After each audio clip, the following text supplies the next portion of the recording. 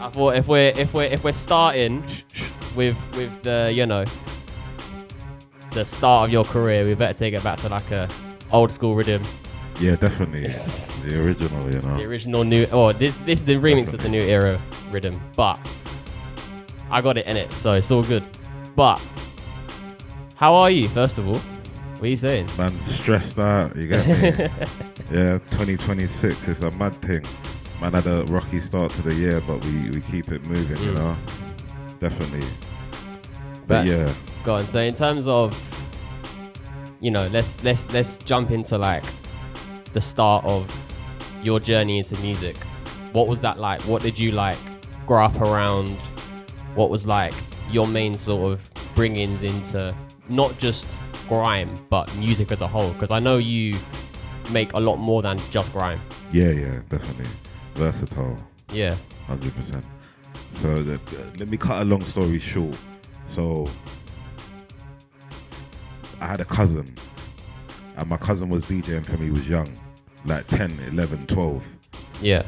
Anytime I used to go to his house, 6 weeks holidays and that, you get me, man, used to go there, stay there, and it was just music, you get me, my uncle running the rhythms, my uncle was a DJ, you get me, big up Bubbler, they don't know the thing, but literally just going to my uncle's house, seeing my cousin DJ from a young age, and my older cousin was an MC, do you know what I'm saying, these were like the garagey times there, you know them ones that, so that where I was just all, when they was going radio and all of that, Y2K, man was there. But I didn't MC these times. I was just in the background praying. You know them ones.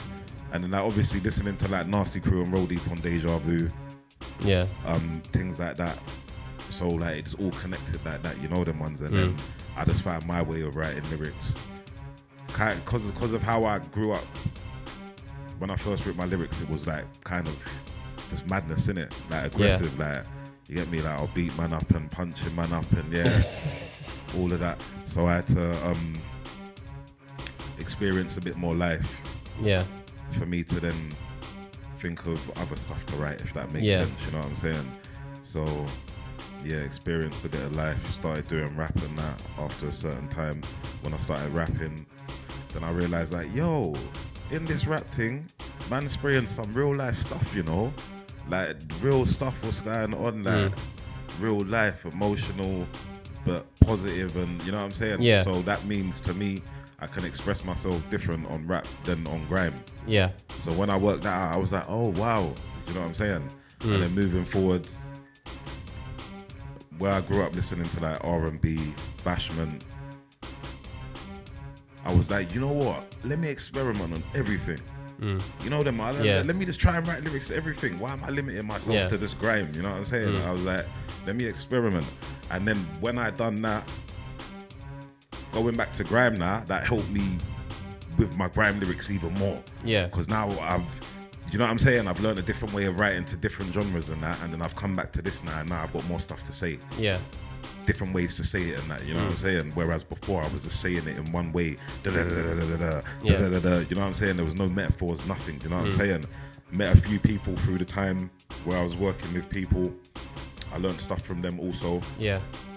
And then boom, you know what I'm saying? That molded where we are now. Yeah. Basically. Yeah. So in terms of, let's touch on this tune in particular, the New Era tune. Yeah, this was to me, this is a big tune because I even remember first getting into grime and knowing about this tune. And this rhythm, seeing the people on it. Mad still. Do you know what I mean? And you were on it. Like, even this, to me, the friendship plus working relationship that we have is mad because I knew about you when I was like 14. We're talking 10 years ago, like when I first getting into grime, and like I'm just some guy from Norfolk who's like, you know what, everyone else loves Stormzy, but I'm gonna, look more into this and be like, actually take a look at what grime was and stuff. And obviously this is an era I'll never get to experience because I was probably about 3 years old when the song came out. But in terms of this song and just being around grime at that time and being around the people you're around and the people that are on this tune that have gone on and like yourself to have careers in music that are just, they've made so many songs with so many different people and done these crazy things and got bookings out of it, make big tunes. Like, did you see that then? Was it just like, you know what, we're just all here, we're just making a tune and it just is what it is? So with the New Era song, do you know what? I got a big up Two-Face because obviously he made the rhythm.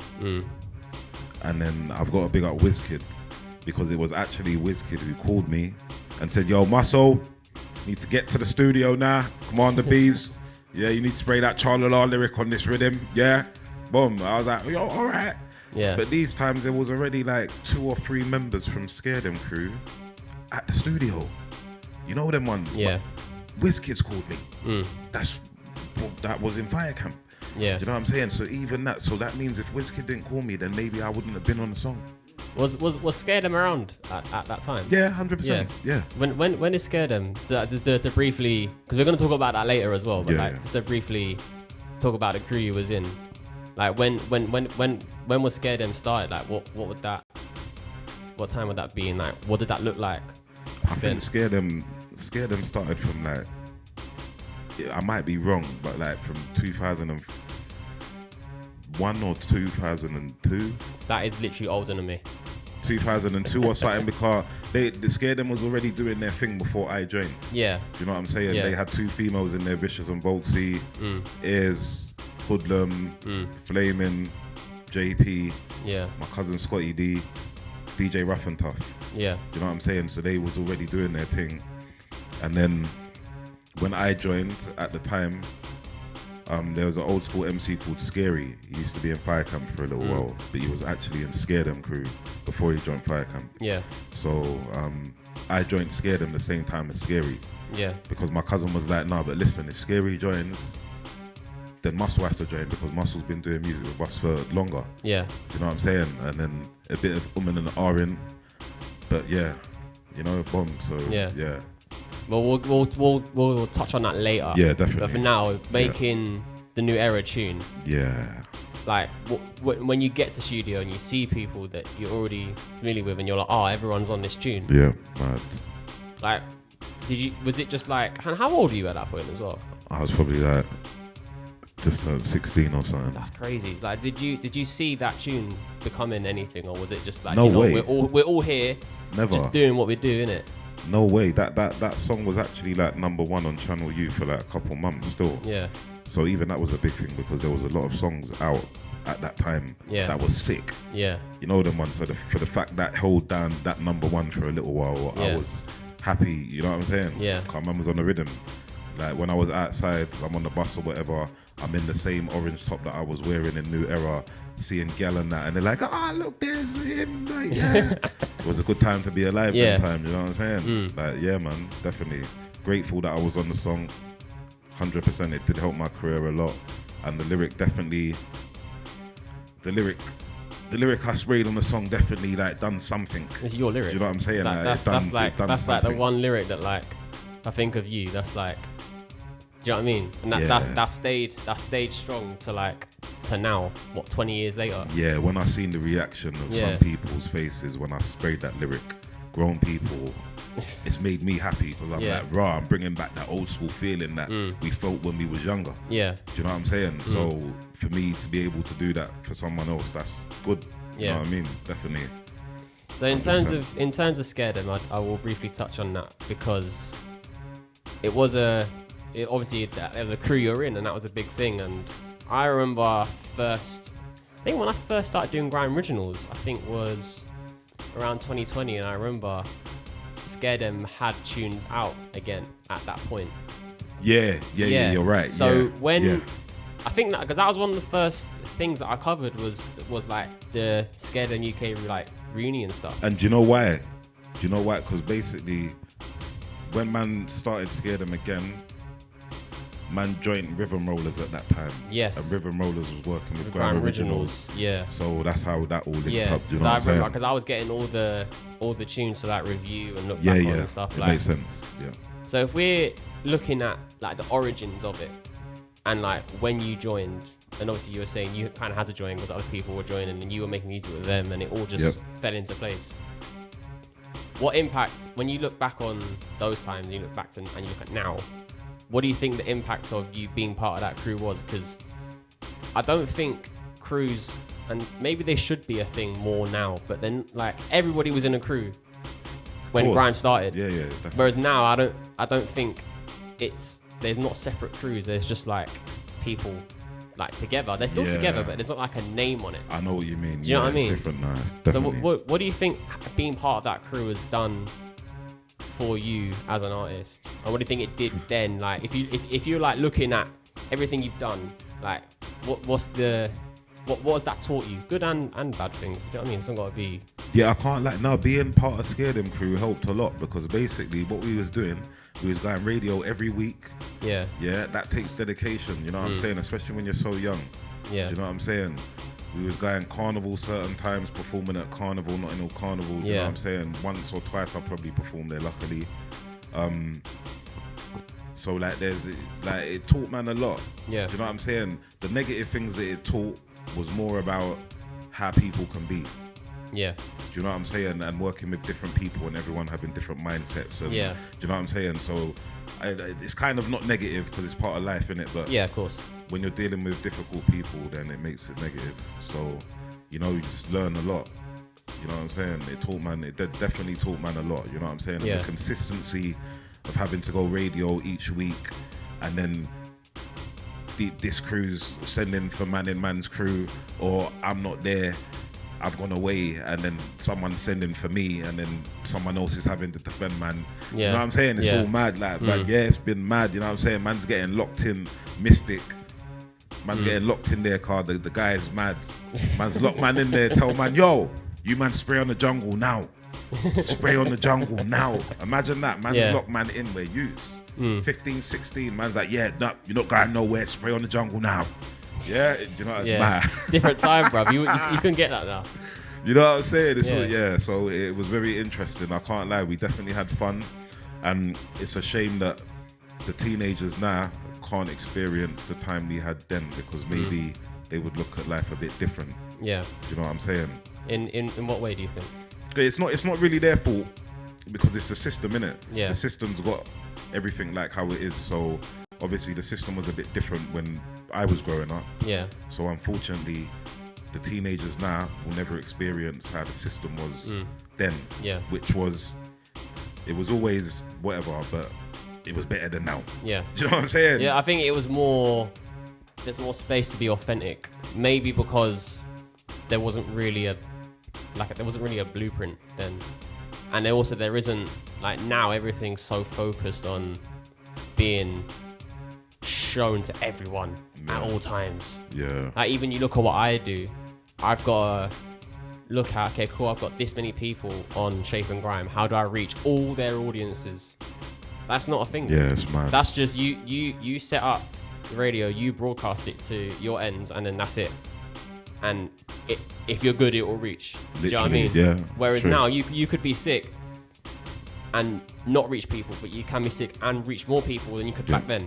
Do you know what I mean? It's different. I think that's there's like a middle ground, I think, that would be good. We're just not there, and I don't know if we will get there because people don't want us to get there. But if we reach that point, I think it'll be good. But if we talk about SQREd coming back, obviously, like I say, when I first started making grime content, you were one of the first people that I sort of covered. What was the what was your motive to, like, you know, I want to bring this back, I want to get people together, I want to what it is here. So basically LG was part of SQREd before I joined. He was there from time, and then Lassie was LG's older brother.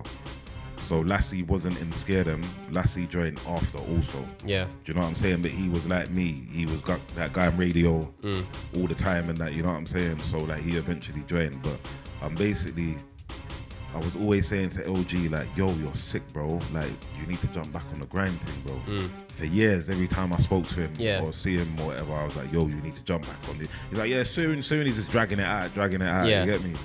And then I hadn't seen Lassie for years. Yeah. Years. And then I bumped into, my brother, big up Blaze, Lee. My brother bumped into Lassie. Yeah. He started seeing Lassie. And then he was like, yeah, you know, Lassie's doing music, you know. You get me? I'm like, what? Lassie still doing music? What? Yo, I need to. Yeah, I was like, get me his number. You know what I'm saying? Because I'm still doing my thing. You know what I'm saying? I'm like, what if Lassie's doing music? Then I can do rhythms with him, depending on the circumstances. Yeah. You know what I'm saying? So I linked up with Lassie. Cut a long story short, went to like one little event in a pub. He performed and done his thing, and when I see him do his thing, I was like, yo, like he's just performing in front of everyone. He don't care. Yeah. So this means that he can be outside and he'll perform and not care. Yeah. You know what I'm saying? No stage fright or nothing. Like that's what I need to be around. Someone that's, you know what I'm saying? So after that, me and him linked up, started doing 2 rhythms, and then his brother OG jumped in. You know them ones, cause I see me and Lassie was going ham. Yeah. And then like boom, man just said, yeah, let's just do the scare them thing, innit? You know what I'm saying? Yeah. Unfortunately, it didn't last too long, but man had a good run while it lasted. That's why I'm happy, because it also showed me what I can do. Yeah. Do you know what I'm saying? Because everything what man done with the scare them thing, that was more or less me. Yeah. Do you know what I'm saying? When it comes to everything, working with rhythm rollers to put out everything, sending the lyrics, sorting out the music videos. Yeah. Everything, sorting out the promotion, you know what I'm saying? Like, I was sorting out everything, you get me? And it got to the point where it's a bit too much for me, you know what I'm saying? Yeah. And then LG was going through what he was going through, so he kind of, like, we was having meetings and that, because we had a manager at one point that was helping man, but they didn't want nothing from man. Yeah. They was just willing to help man because they see the potential, you know what I'm saying? So, man missed a few meetings and that, you know what I'm saying? Man wasn't really taking it serious. And I just felt like, yeah, man, this is mad. So I just started focusing on me and Lassie. Yeah. Because Lassie was proper on it. Like, you know what I'm saying? He was on it. Anytime I shouted, man, like, yo, do you want to go here and do this? Man, there. Yeah. Yeah, when P Money done the thing at Adidas still. Yeah. Yeah, went there. Lassie's there spraying on stage. He went on stage. He didn't care. Do you know what I'm saying? Boom. So we was outside everywhere. No games. Do you know what I mean? So we had a good run. But for me, because of my personal life, I was fighting for custody of my son for like 5 years, you know what I'm saying? And it was close to the time of me getting him. Yeah. Do you know what I'm saying? So when I did get him, where I was doing all this stuff with the scare them thing, I was carrying too much weight. Yeah. Do you know what I'm saying? And I'm thinking like, now I've got to focus on my son and change my whole life around to fit him. Yeah. Do you know what I'm saying? So I couldn't be carrying grown people also while making sure my mental's fine to raise my son. Yeah. And do you know what I mean? It was too much, so I had to make certain decisions, and then I said, you know what? Let me just focus on myself. You know what I'm saying? I just let everyone get on with what they was getting on with. You know what I'm saying? No hard feelings or everything. Big up Lassie and OG. The discography's still there, isn't it? Do you know what I mean?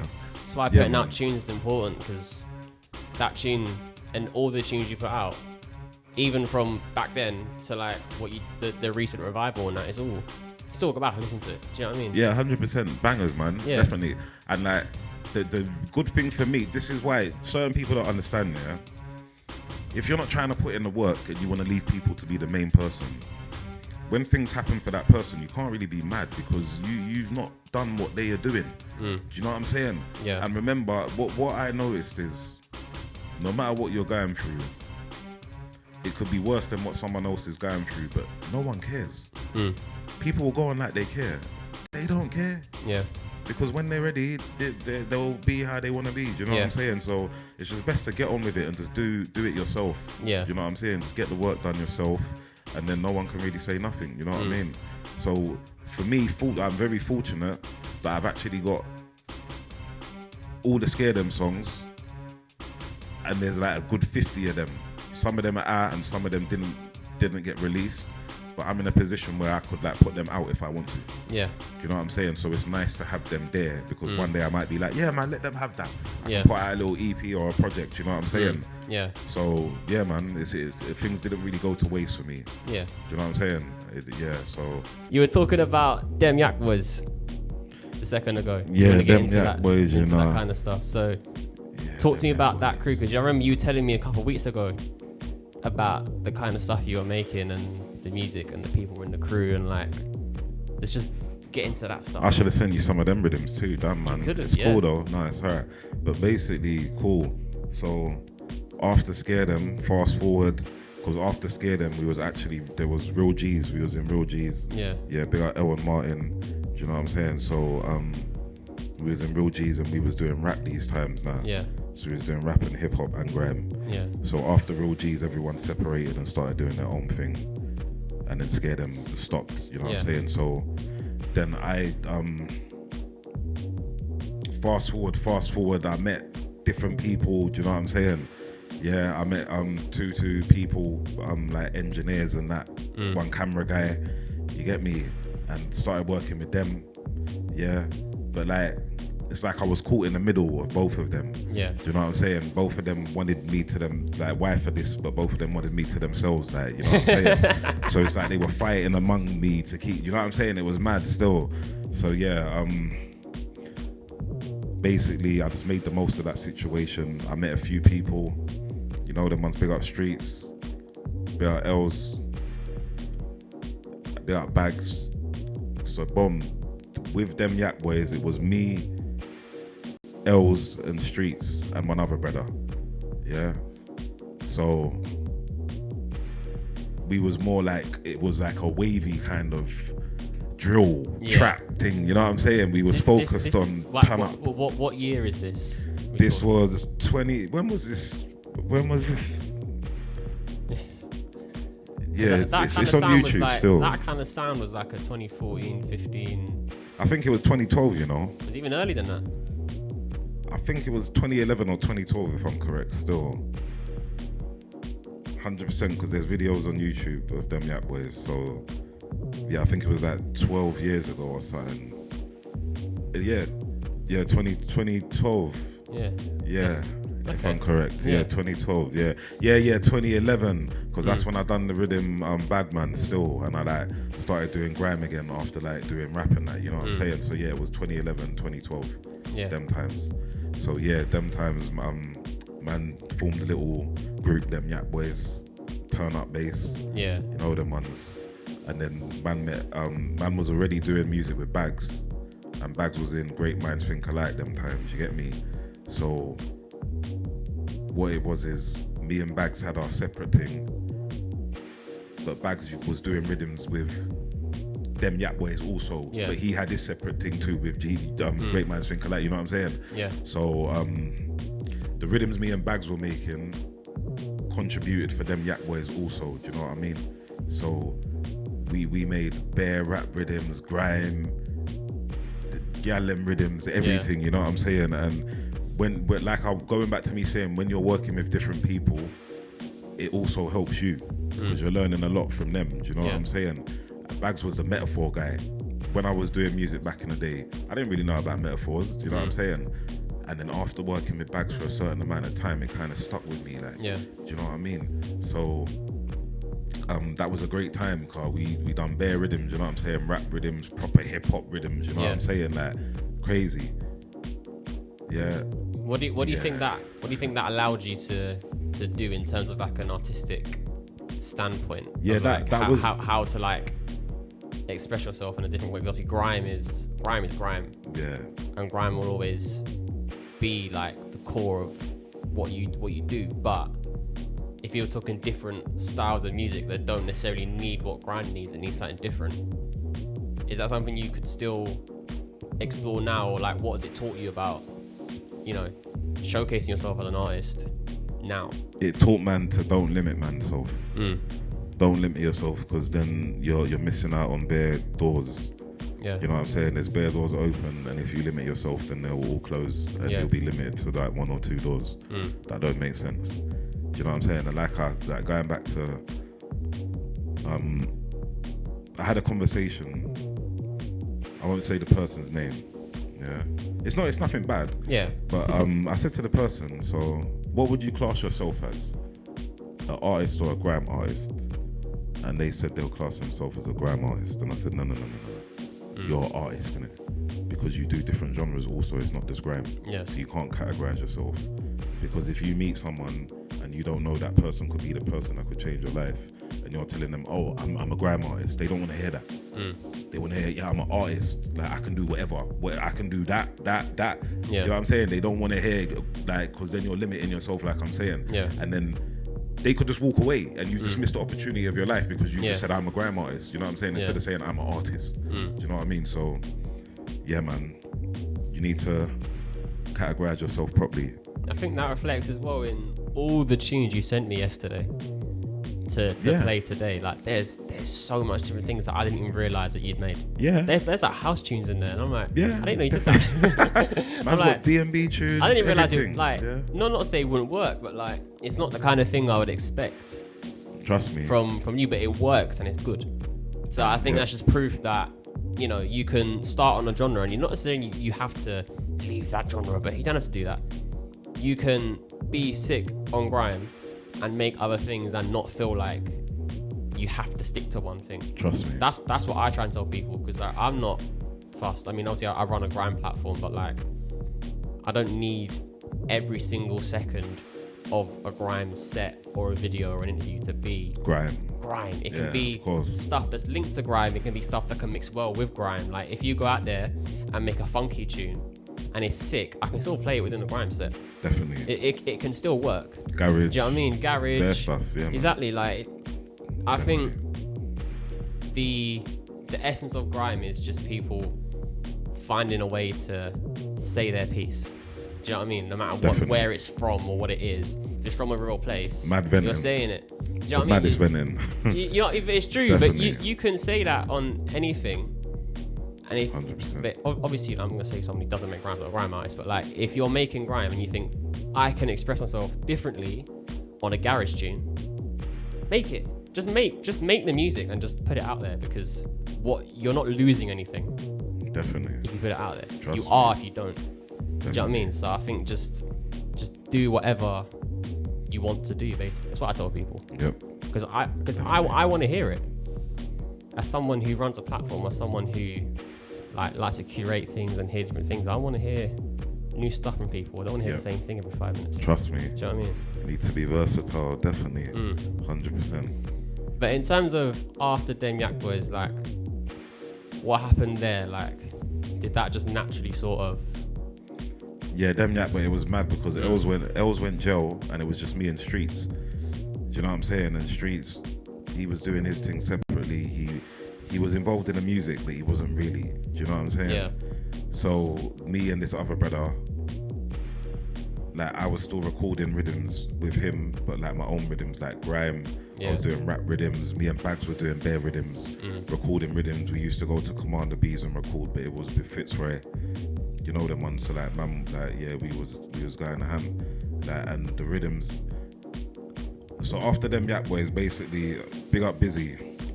Me, Bags and Busy started something called TUG. Like we done 2 rhythms. We put out an EP on thatpiff.com. That Piff's not here no more. I remember that Piff. So yeah, I remember that. Unfortunately, that's not there no more. You get me? We was working with a producer called Woovie. Big up Woovie, car. The beats at the time he was making was ridiculous. Still, you get me? So TUG. We actually have one video on YouTube. It's funny. It's called On the Rise. So if you want to check that out, TUG On the Rise still.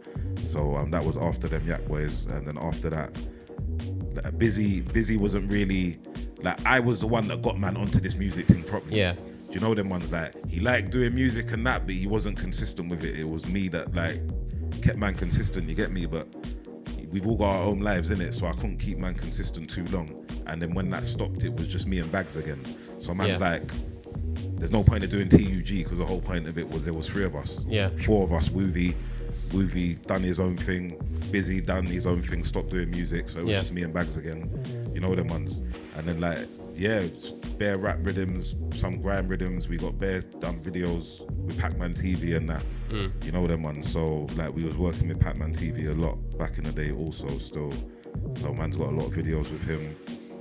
So yeah man. And then after, you know, life just left, and me and Bags, like, we still spoke to each other, but we just like was doing our own thing, you know what I'm saying? And I kind of focused more on the grime thing, do you know what I'm saying? Like, whereas before I was doing rap and hip hop and everything, you get me? But I was like, cool, I need to focus on the grime now. Do you know what I'm saying? So, yeah, man, boom, focused on the grime, done my thing, and then that's when the Scare Them thing started shortly after. Yeah. Okay. So, we're going to jump into another tune. I've got Get Back. Yeah, bit like Spooky Bizzle. Yeah, Spooky, you done know. Yeah, man. So that tune, because I remember, do you remember when we done the set with Face, me and Millsy, and you were there, and I was playing the instrumental to it, and you were like, wait, I was just thinking of these bars. That's kind of why I picked this tune to play, because I was like, I remember walking in and we were mixing, we were doing like the mix before you lot jumped on. Yeah. And you were just like, I was just about to think of these bars, and then you walk in and the tune you were gonna okay, tune cool. was playing. Yeah. I was like, I remember that. Yeah, and I remember that set. So the tune after that I want to play, the Wise Talking tune. Oh yeah, and you were gassed off that as well. Yeah. Because I got that beat from that set. If we didn't do that set, I don't think I would have heard that song. Yeah. And then I wouldn't have done that rhythm. And then if I didn't do that rhythm, I wouldn't have wrote them lyrics. Yeah. And then I wouldn't have made the F-Lex rhythm from the Wise freestyle to make it an actual tune. Because obviously I can't put out the Wise one because it's not my beat. Yeah. So where F-Lex had a perfect beat that suited them lyrics, I was like, bro, I can use it on this and then I can put it out. Yeah. Do you know what I'm saying? Well, listen, big up that set, Jack SQREd. Back-to-back Millsy with Face, Muscle D, Shivs, Glocker. Go watch that. Yeah, check that out. That's one of my favourite sets I think I've ever done. And it was a re-record because the first one messed up. I remember I was stressing. Remember I was texting you like, bruv, I need to get them all together again. I've messed up. And then 2 days later we done a re-record and it was better. So that's just proof that like life works in weird ways and it will all work out, and you just got to be genuine. If we're getting into, let's look at when I started making content. Like I said, you were one of the first people that I sort of covered because you were doing the Scare Them stuff. And I look at what you've done in the last couple of years, and you're kind of what I want the new generation to be doing. You've always got a song up. Do you know what I mean? And you're always trying to work with someone to get a song out or do something. Or, before this, I was playing the instrumental to Part 3, which was part of the rally tunes you were doing a couple of years ago. Like, I know we spoke about this on the previous podcast, but to briefly, talk about it again to a new audience, what was the motive behind doing the rally tunes? Because there was 3 of them, you had loads of different artists across all different ones. They all sounded completely different. They all had different producers, different genres. Do you know what I mean? Like, what was your motive behind doing that? And, when you look back on it, what is, again, has that shown you? What are you proud of them? Like, what's the main benefit of rally tracks in general, but also your rally tracks? Do you know, I'm not even gonna lie. I can't even lie. Me doing that, it didn't really help me. I'm gonna be honest right now, it did not help me. You know them ones. And maybe it's my fault, because sometimes when you're someone that wants to help everyone, sometimes it backfires because you're not meant to help that person. They're not meant to be involved in this at this time. They need to be over there doing what they're doing. Do you know what I'm saying? Do you think it was too much? It was too much. It was too much. And what I done, so basically, anyone that has listened to them songs, so Part 1 was pure vibes. Big up Scratch Clark. DVA. He produced that song and made a remix of Scotty D's original song Liberty. That Scotty D made with Nicky Slim Ting years ago. So Scratcher sent me that, and then I got the confirmation from Scott a few years ago, like, yo, I'm gonna use this, you know what I'm saying? But when I've come to tell him about it, he's forgotten it. So I'm saying, like, yo, man's using it because it's been long. It's took years for me to organize everything and think of, you know what I'm saying? It wasn't a straightforward thing. So I was sitting on that beat for a good 2.5 years, you know what I'm saying? So, boom. Like, through the time, I ain't even saying all the names of the artists on the rhythms. I can't. You'd be listing it for ages. It just don't make sense. So, basically, the first pure vibes, like, it's just like I've got to big up Igor too, yeah? Because Igor is the sickest cameraman and he's helped me a lot also. We've helped each other. Do you know what I'm saying? His visuals are crazy.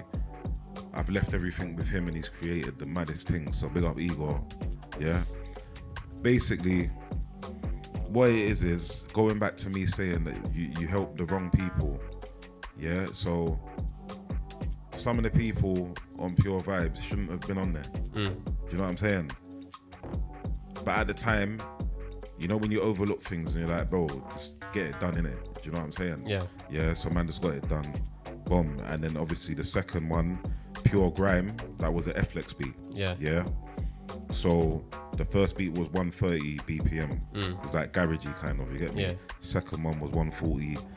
And then if you notice on the second one, the same artist, there was different artists from the first one. Yeah. And that was for a reason. Do you know what I'm saying? We're not going to get into that. But whoever knows. You know what I'm saying? But what I'm saying is sometimes people make things difficult for everyone for no reason, and it can just be one person, you know? Do you know what I'm saying? And then what I've realized is because you are the realistic person that's sorting everything out and seeing what's messing things up, the person that is not thinking properly will think you are the problem. Yeah. And then they'll go and tell a different story to other people like, oh yeah, he messed up things. You know what I'm saying? Bro, I was the one that organized all this, so I can't mess up nothing. It's everyone else that, you know what I'm saying? Yeah. Like I know what I'm doing, so it's just everyone else, you know what I'm saying? I can't hold everyone's hand individually. We're all grown people. So yeah, the third and final one, even big up J-Wing, because even at this point he was like, yeah bro, like let's just make this the last one, innit? Because look how everything's gone. It's just a bit all over the place, you know what I'm saying? And he just done the hook for the third one, part 3. Spooky made that beat, you get me? He was like, bro, I'm not even putting the verse on there, I'm just doing the hook. You get me? He just put the hook on there, you get me? And then after that we was done. But obviously what that done for me is that made me get to know J-Wing more, Tiny more, certain man that was on the rhythms, I got to know them a bit more. You know what I'm saying? Bang GK, I got to know people a bit more, and then now man's still working with man. You know what I'm saying? Me and Tiny's got tunes that we're gonna put out soon. Me and J-Wing's got the Lucky tune out, and we're possibly gonna do a remix of Lucky. You know what I'm saying? So man's built relationships through what I done. Maybe everyone else didn't make the most of it.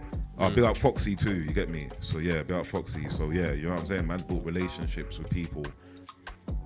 Maybe everyone else didn't do that, but like I said, I knew what I was doing. It's about networking. Do you know what I'm saying? If you know people that are like-minded and you've all got the same goal, then just pull up together. Yeah. Make it happen. Yeah. And then when you're ready, go and do your own thing and separate. Yeah. Because you can build more together. And then once you've built the thing, then you've got this, I'm going to do this now. I'm going to do, you're cool, do it. Like, come on, bro. It's simple, but people make it difficult for no reason.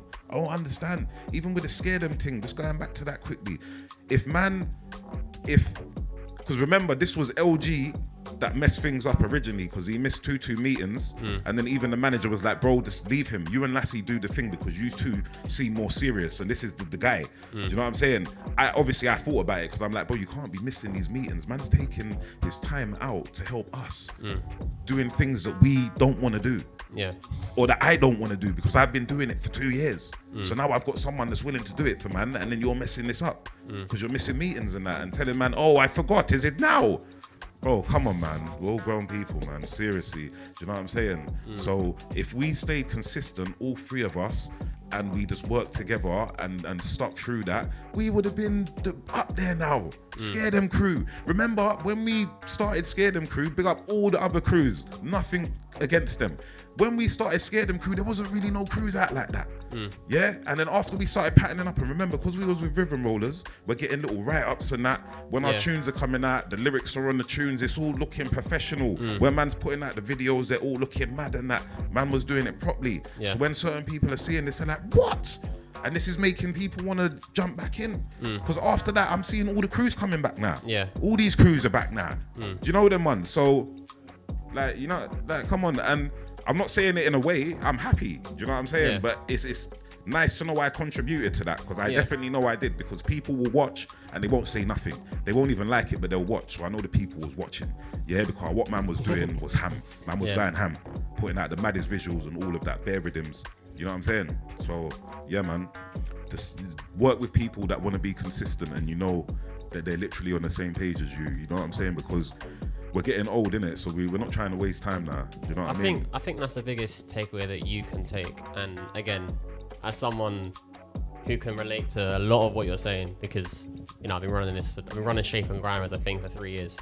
Like, it's obviously gonna come with good things, and it's gonna come with really bad, annoying things that really get on your nerves. You're wasting time, wasting money, all these things. But as long as you know that you've done something in order to create change or create something positive, at least you know, like, in your heart, you know, I did that. I look at the last 3 years of all this content I've done, I'm like, do you know what? Yeah, I did that. I've learned to DJ in a year, and now I'm the youngest DJ in the galaxy. I did that. Do you know what I mean? No, but like, it's true though. But like, all jokes aside, like, there's so much that if you just put your mind to it, because not everybody's gonna have the same vision, have the same mindset. No one's gonna have the same mindset as you. You are your own person. Do you know what I mean? But there are like-minded people out there, and even still, you know, through the issues that bringing too many people into one room made, you at least got better working relationships with a lot of people on the tunes. Do you know what I mean? So definitely. It still created something. So even if you're looking at it and you're going, oh man, I've got all this, but no one's, it's like, there is still a space out there. You know, it might take a bit of time to find it, but there is a space. Also a space on Shapin Grime if you ever wanna, you know. I'm not gonna turn away anybody. You gotta be good though. But if you're good and you need opportunities, I think it's as easy as that. I think that's why being the person that, you know, brings people in, makes things happen is important, because not everybody does it. Not everybody can do it. There are a lot of people out there who may be the reason why, you know, they're not as on it as you were. They're not thinking about it like that. It's just not even necessarily, obviously it's not the best thing in the world, but they're just not on the same wavelength. Do you know what I mean? They're not thinking about it in that way. They're thinking about it in a different way. They're not realizing what they're missing out on. Trust me, I'm telling you. You see Lassie and LG, like, I'll big them up in it. You know what I'm saying? Nothing against them. But if they've seen what I've done since man stopped the scare them thing, like, even I would be mad, because knowing that I could have been part of that is going to annoy me. Do you know what I'm saying? Like, all man needed to do is to stay consistent. You know what I mean? Like, I don't want to blow my own trumpet, but like, my song got used for a Hollywood film, bro. That could have been a Scare Them song that got used. I wouldn't have mind taking 7.5%. Do you know what I'm saying? Because obviously the split, you know what I'm saying? Just so everyone, you know what I mean? Yeah. So like, that was a big opportunity that man could have been involved in, you know what I mean? So yeah, and I'll remember that. Come on, anyone that does music knows, if your song gets used for anything on TV, advert, film, that's the biggest achievement ever. Yeah. It's like you've won. All the hard work's paid off. Do you know what I'm saying? It might not be life-changing money or whatever, but it's enough to make you know, like, raw, my music can cause a big effect if it's put in the right places. Yeah. Do you know what I'm saying? That's all it is. Your songs need to be put in the right places, and you will be, you'll be so shocked at what one song can do for your career. How it can change everything. Just one song. Do you know what I mean? I do want to get into that, but first I do want to play the freestyle. The freestyle you done over this tune. Yeah, run that. From the set, he was so No, tell them. Tune. Yeah, we have to tell them the story. Because you were like, bruv, send me this clip. I need it every time we do a set. You know, I don't mind people asking for clips, because they know that I'm chopping up clips anyway, and I want people to be like, cool, I want this one. Can you give me this one? All right, cool. People were like, I need that clip because that tune was sick. Yeah. I need it, and I was like, cool. Have it. Trust me, yeah. And I found the instrumental straight away. I was like, I'm recording it right now. I didn't play games just from that set. Yeah. I had listened back to the set. I was like, Jack, I need that clip. I need to find that beat. Found the beat, big up Wise. Yeah, I found the beat on YouTube. It's done it straight away, no long thing. You know what I'm saying? I've written the lyrics to the tune. So yeah, man. But this is a freestyle from the originals at FLX, isn't it? Yeah, the original's at FLX beat. Big up FLX. He's not producing Grime no more, but I've still got lots of his beats, so big up him. So, talking about getting your tunes synced, because I think this is an important conversation for a lot of, up-and-coming artists who may not even be thinking about stuff like this. Do you know what I mean? Yeah. So. Yeah, just quickly. You know what? Yeah, I can't even lie. Yeah. I don't want to sound like I'm being.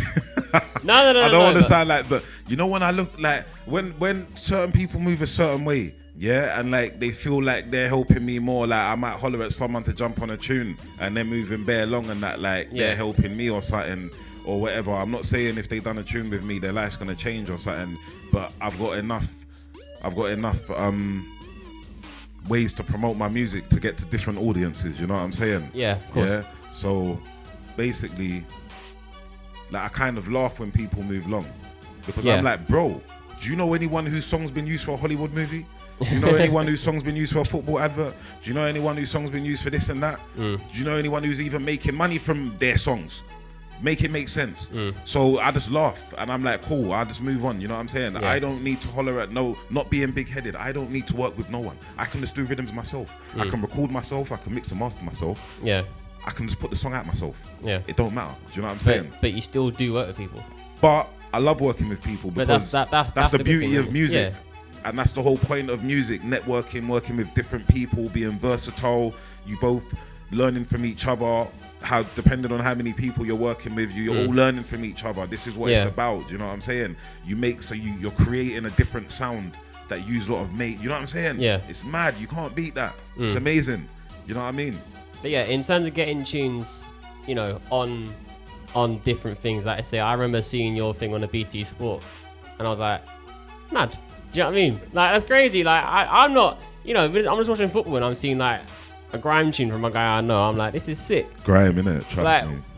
You know, because these are conversations that this is how you can make money off stuff. Do you know what I mean? This is how you can get your tunes out to people that, you know, don't even necessarily know about, right? There's how many people heard that tune on that advert? Oh wow! And it got stuck in their head. Wow! You know, you're watching. I can't remember what game it was, but like, I'm telling you. Do you know what I mean? Man United and Burnley. There you go. He knows. Man City and Burnley. But like, that's a big thing, and like you're saying, like it's on films and TV shows and that. Yep. Mad. What like, in terms of professionalism? What do you think that you need to bring to the table in order to be working with these kinds of people and not just make the connection, but keep it working for, you know? Me personally, I just need to be put in the right room. And once I open my mouth and speak to the right people or person, that's it, done. It's done. Because I've got all the work to show them. Yeah. What most people have to go back and create or sit down and think about what they have to do. I've literally got it all to show now. Yeah, music videos that are not even out yet. I'm sitting on like 3 videos that are not out yet, not done. I'm sitting on like 3 videos that are being edited or going to be edited soon. Yeah. I've got videos ready to put out. I've got songs that are ready to put out. I've got songs that are ready to be recorded. Do you know what I'm saying? Like everything's like I've done enough work to relax. Yeah. Do you know what I'm saying? And if I don't want to relax, then I'm just like topping myself up for the years to come because I'll have a lot more material, you know what I mean? But like, yeah, man, it's, you know, all it is just being in the right rooms and being around the right people. Yeah. You're not going to see these people, and we walk past these people commuting every day. You'll look at them and you'll never think this person can get your song to that place. You know what I'm saying? Yeah. It is so mad and the world is so small, you'd be surprised. But yeah, literally all it is, and this is why it's good to go to networking events. And just, you know, a lot of people. You're out in Paris, weren't you? Yeah, I was in France in Cannes. Cannes. Yeah, it was lovely over there. Some networking event, you know what I'm saying? So yeah, that was mad. Even experiencing that was crazy because some of the artists, producers, and all of that, and the CEO of Dizar, and you know, there was so many people there. So getting to hear them speak and hear what they were saying, it was very good. And this is what it's about. Also, you need to be in these places where you never think you would be. Do you know what I'm saying? Last year, do you think I thought I would be in France at this event? Do you know what I'm saying? Like, what? This is what I'm saying. This is why you've got to be open-minded and place yourself in places you probably didn't think you would be. Because if I missed the opportunity years ago, then I wouldn't have gone to France this year. I wouldn't have got that opportunity to Bumped go there. into me at the train station. I didn't realise. Yeah, do you know what I'm saying? Yeah, on the way to the airport, I see Jack. I had my headphones on. He walked past me. I'm like, is that Jack? Nah. Yeah. And it was like 6 a.m, so I'm not trying to be there. Oh, hey. I was gonna scream like, oh, hey, but he had his headphones on. Nah, you should have. I was. Yeah. I did say, oh, hey, but you had your headphones on. I was knackered. It was 6 a.m. I was going to work because we were in it was Hayes and Harnett Station. Yep. That's ends, isn't it? I'll just go to work. And he rings you and I'm already on the train. You see how the world works though? Imagine that. Yeah. I'm sitting at the train station in Haynes and then Jack has walked past me getting ready for work, going on the train. How mad, just randomly. Like, look at the timing of that. That's how you know that it's mad. It's mad. Yeah. Trust me. But in terms of that working relationship you have with people now, like, does that, in the back of your mind, does that affect what you're doing? Or are you just like, cool, I'm just going to make tunes and I know that if I make the right tune, someone will pick it up and it'll go somewhere? Like, since you've been getting your songs in different places, has that not changed how you approach things, but like, is it a thought in your mind like, oh, I could potentially get this tune somewhere? Or is it just like I'm making a tune and I'm like... No, it's definitely a thought, 100%. Like, even some of the songs I sent you 2 songs. Yeah. FLX beats. I'm not going to release them because I'm trying to get them synced. Do you know what I'm saying? So like, yeah, I'll play them and promote them, but I ain't trying to put them out because I know if I put them out myself, I'm going to limit them. Yeah. Do you know what I'm saying? But it's just a waiting game. Is one of them the football one? 100%. That I'm going to play next. You know that, 100%. So it's just a waiting game. Sometimes people are busy or it's the wrong timing. Do you know what I'm saying? So you just got to be, sometimes you got to be patient. And then sometimes you just got to like, just give someone a message or call them. Just give them a reminder. Everyone's going through bare stuff and got stuff to do. Yeah. So this is why I don't feel in no way. Do you know what I'm saying? Because I already sent the songs out. I sent them to the people and I've not heard nothing back. But I'm not looking at it as a bad thing because there could have been a backlog of people that sent songs before. Do you know what I'm saying? Yeah. So instead of me rushing and being like, oh, no one's got back to me, I'm just putting it out myself. No, because then I'm missing opportunities and then my ego take over. Just be patient. Yeah. Wait a minute. After a little while, give people a message. Yo, yeah, boom, boom, boom. Yeah. And then, you know what I mean? So, yeah, man, it's just, but what it is I don't want to limit myself to like just this group of people. I need to have access to these people and these people too that can do the same thing that these people are doing. Yeah. Do you know what I mean? But that's going back to networking. Yeah, you got to be able to network and go to these different places and be in these different rooms. You know what I mean? I have been instructed that we're going to talk about Muscle D's garage adventures. Yeah, definitely. So yeah, tell me about this song, because this is one I picked out that I wanted to play before we even just spoke about the fact you wanted to talk about it. And the song's called Talking About It. Yeah, literally. So let's talk about it. Yeah, that song there, that song's out on Ninja Tunes. It's in their library still. Ninja Tunes Production Music. Check them out. Google them. But yeah, if you just type in Muscle D Talking About It on Google, it should come up still. Yeah. But yeah, basically that song there. So this is an interesting story. When me and Lassie was doing up the last moments of Scare Them, we got invited down to Leeds, I think. Leeds or something. Yeah, I can't remember who invited, man. It was a DJ invited, man. I can't remember what DJ it was. When I remember, I'll big them up. Gone to Leeds or something. Was a university rave, kind of. Uni rave, yeah. So me and Lassie's there, we was performing, yeah. Boom. I'm hearing this girl DJing. This girl's DJing, doing a set, yeah. And she's playing some nang rhythms like 130 BPM, 135. And I'm like, bro, I've not really heard these kind of beats before, like two-steppy kind of. Yeah. You know them ones. So when she's finished now, like I'm like one of them people, I don't care. Like if I see a celebrity or someone that I like, I'll go up to them, can I get a picture? I don't care. So I've gone up to her, I'm like, yo, listen, those beats were sick. What's going on? Who made them? What is it? Yeah, she was like, yeah, I made most of them. I'm like, what? Send me them now. Yeah, you know them ones. So like, I bigged her up in it. And then obviously she was happy. Yeah. So when we've left there, I've made sure to stay in contact with her, and then she sent me a playlist of beats on SoundCloud. So she said, yeah, have a listen to them, pick one, And then like I picked like 2 of them, and that Talking About It beat was one of them. When I heard it straight away, I was like, oh my Lord, what is going on? I said to her straight, I said, what is this? Who has done this? What is happening with this? Yeah. What is the plan with this? Yeah, she was like, oh, no, like you can use it. I was like, what? I was like, yeah, all right, watch what I do with this. I was like, thank you. Yeah, made the mad thing. So basically with the syncing is different, yeah, because even with that Out of Order song with FLX that got used, the first one, yeah, it took like a year for it to be used, maybe like a year or something, you know what I'm saying? And when man first done it, man sitting down thinking, oh, it's not gonna be used, man. Nah, not doubting manself, but like man didn't think it would be used like how it's been used. What? Like when I go on the account and look at what it's been used for, every BBC network is played on. It's been used for TV, film, advert, bare stuff. Yeah. And I've got other songs with Ninja Tunes that have been synced also. Yeah. Or they've been remixed. Yeah. And the remix has been used for something. Do you know what I'm saying? Yeah. So, like, bro, like, it's mad. I can't like, even just having this conversation, when I'm thinking of it myself, I'm like, wow, like, it's mad, bro. And the Talking About song, like I said, that's with Ninja Tunes on their library.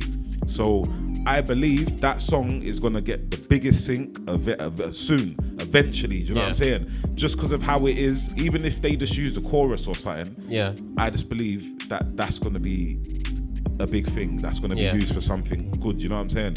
Because Out of Order song, you think I thought that the grime song that I done would be used in a film with Terry Crews and all these other artists, and Terry Crews is sitting in the car and my song's playing. Yeah, that's mad.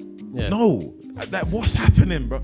You know what I'm saying? I never in life did I think that would happen. What, Terry Crews is sitting in the car listening to my rhythm? Wow, big up Terry, you done know, yeah? Cause it's mad. You get me? Even though he said turn this off or whatever, I know it's part of the script, so I don't feel no way. It still got used. You know what I mean? Yeah. He still heard it. And he probably had to listen to it back and back because you know they got to practice in that. 15 so takes, at the time he's probably like, turn this off now, yeah, because he's heard it now 100 times. You know the one. So yeah, man, trust me, man. But listen, let's get into this tune. Yeah, Talking About It, man. Who's the DJ's name? The producer. Yeah. She's gonna kill me, you know. Definitely. Hold on. We've got to Google it. So this will be the last segment from us. We're gonna cut the show a little bit short because we have places to be outside of London. Big up the Coventry crew, you don't know. I'm not gonna say big up Hull because I want QPR to win 3-0, but I know we're gonna get absolutely turned over and I'm gonna be depressed up north on no sleep. But it's fine. It's absolutely fine. I do this to myself. But on a more serious topic, we've briefly spoken about it today. You get in custody of your son. Yeah, man. Being a single dad, which first of all is something I don't think people will, ever truly understand or give you credit for, and they should, because that is, especially as someone who grew up didn't have their dad. That's something that you always wish that you had, and that's something you're going well out of your way to make sure your son's got what they need. Which is something you should be commended for at all times. 100%, definitely. What has that now taught you, in making music, just in life in general?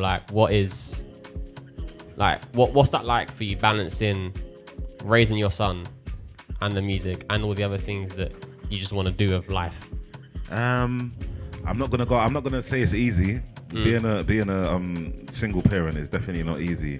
So I commend all the men and women that do it. Do you know what I'm saying? Because mentally it is draining. Kids can be a lot of work, you know what I mean? So yeah, it is definitely hard to balance everything.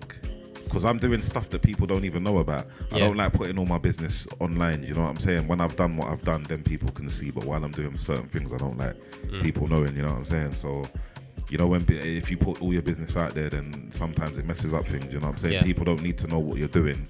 But when you've done what you've done, then they can know, oh, he's done that. Yeah. Right? Yeah, I've done it. So no one can do nothing now to spoil nothing because it's done. Yeah. You know what I'm saying? So yeah, but with my son, literally, I got a big up mumsy. Cause my mum helps me a lot with my son. Do you know what I'm saying? Obviously, my son's situation's a bit mad. don't want to put all his information out there like that, but he don't really see his mum like that right now. He speaks to her and that, you know what I'm saying? But like, unfortunately, her situation's a bit mad, you know what I mean? So he don't really see her like that right now. So like, it's like when I was growing up, my mum had me when she was young, innit? Yeah. So I was always with my nan. So I looked at my nan like my mum. Yeah. Do you know what I'm saying? So I can see the kind of same pattern with my son and my mum. Yeah. He looks at her like his mum, you know what I'm saying? He loves her like it's his mum. Obviously it's nanny, but you know what I'm saying? Yeah. So it's nice to see, and because I get the help from my mum, it's very good, like, you know what I'm saying? Because to be fair, if my mumsy wasn't helping me, I'm not leaving my son with no one.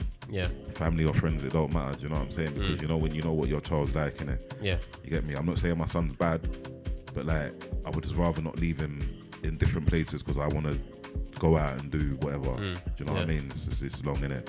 So like, yeah, I literally wake up every day, do the school run, do his breakfast, clean the yard. I live just with me and him, you know what I'm saying? So I do everything, you know what I'm saying? Everything. So yeah, it's hard to balance it, but at the same time, because I grew up a certain way, it was a bit easier for me. Like, you also don't have a choice. Yeah, do you know what I'm saying? Like, I'm the oldest of three, you know what I'm saying? So I was always like a fatherly figure, kind of, you know, I had to help my mum, single mum, you know what I'm saying? So it got a bit easier for me, you know what I'm saying? So yeah, man. So in terms of what that's taught you musically as well, like, does that, what kind of perspective does that give you when making certain tunes? Like, basically what it is now, because a lot of us go through the same thing. So when I'm making certain tunes, I want to make sure that it would be good if everyone can relate to it, but not everyone's been through the same thing, you know what I'm saying? So as long as I can make certain songs that people can listen to and feel good, then that's what it's about, you know what I'm saying? Like, obviously, whatever genre it is, you know, it's just about, my main thing is being versatile, trying new genres, working with different producers, meeting different people, getting to travel a bit from music and that, you know what I'm saying? Yeah. So I've done like all the groundwork. So now it's just time to take it a little step ahead, you know what I mean? But I've still got to remember, my son's still young, he's only 7. So it's still limited to what I can do. You know what I'm saying? If there's a show in a weekday, Wednesday or Tuesday or something, and I've got to do the school run next day, if my mum or sister can't roll to mine and have my son or something, then I can't go. Simple, you know what I'm saying? As much as I want to go, it could even be paid. I can't go, bro, unless I'm bringing my son. And I will bring him if the circumstances are all right. I'll bring him 100%. You know what I mean? But yeah, man, like, yeah, you know, just be out all the single parents, man, or all the people that even want to be a single parent, because there's men and women out there that can't even be there for their kids and they want to, you know what I'm saying? I'm not just going to say men, because there's women also that go through it too, you get me? So yeah, man, just keep pushing, stay consistent, you know what I'm saying? Like, it took me 5 years to get custody of my son, but at the end it paid off because I stayed consistent. Same with music. Don't give up because you feel like life's too much or whatever. Keep going, because them struggles when you're still doing music, when you get to where you want to, you're going to look back and be like, rah, I'm so happy I didn't give up, because this actually helped get me to where I'm, you know what I mean? If I gave up doing music because of my life situations, then I wouldn't have got the chance for my song to be used for a football advert or the Hollywood film. Do you know what I'm saying? So that just shows you, don't give up. Just keep going. Even if you're like, I can't do it, you definitely can do it. 100%. So yeah, man. So to briefly close the podcast, the radio show, everything that this all is, the year ahead, obviously we're in February. We've had a month and a half so far. What are you looking forward to achieving for going forward the rest of this year? Going forward this year, I kind of just want to I want to build new links, but also I want to keep the old links alive. If that makes sense, you know what I mean? Because the old links are what made man today. So if man can keep the old links and the new links, then obviously sometimes it's not good to go back to the past, you know what I'm saying? But depending on the situation, things can work, you get me? And remember, everyone's growing up and getting older, so how we was thinking when we was younger, we're not thinking like that now. You know what I'm saying? So the work that can be done now, because of the access to the internet and everything online, AI and all that, like, if the like-mindedness comes together again, then hopefully man can make killing. Yeah. You know what I'm saying? Online and all that. You know what I'm saying? Yeah. So, yeah, man. This my main thing that everyone should take from this is to stay consistent and don't think that you can't do it, because when people will look at me, and before we get to the point about me being a single dad and that, when we get to that point, they're gonna be like, what? This guy's a single dad, he's got custody of his son and he's and it's not in a judgy way, but people will judge no matter what. Yeah. You know what I'm saying? Especially in the UK, London. Look how we're living in the mad system that it is. Yeah. So it's very judgmental sometimes. We could be walking down the road and that guy's wearing a normal settings of clothes, but we don't know that he's actually a millionaire, and he's just not dressing all flashy because he don't want to. Do you know what I'm saying? So we live in a very judgmental time. Do you know what I mean? And for me, I love it, because when people actually sit down and hear my story, then they're like, wow, he don't look like that. You know what I mean? So yeah, man, you know, just don't judge a book by its cover. Make sure you stay consistent, and you can do anything you want. Just keep your mind on that. You get me? Dalston. There's a perfect Radio end.